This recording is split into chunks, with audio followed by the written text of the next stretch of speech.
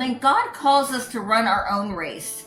Let us run with endurance the race marked out for us, fixing our eyes on Jesus.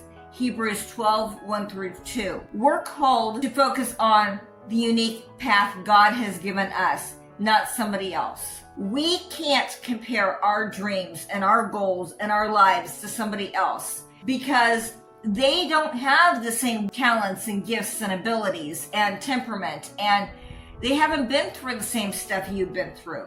They don't have the testimony that you have. They don't have the message that you have because you've been through a certain mess.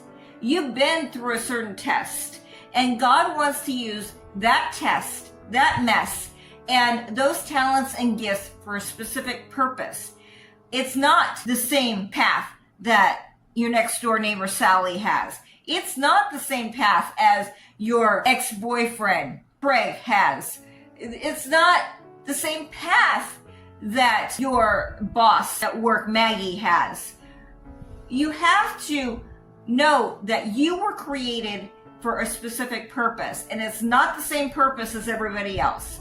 You are unique. You have unique gifts and talents. You're in the exact place that God wants you to be. He ordered your steps to be right here at this time.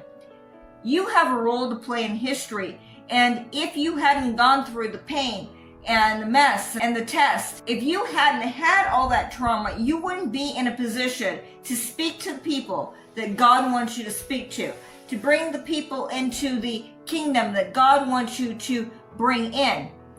Instead, we try to compare ourselves to everybody else. How come my life doesn't look like so-and-so's?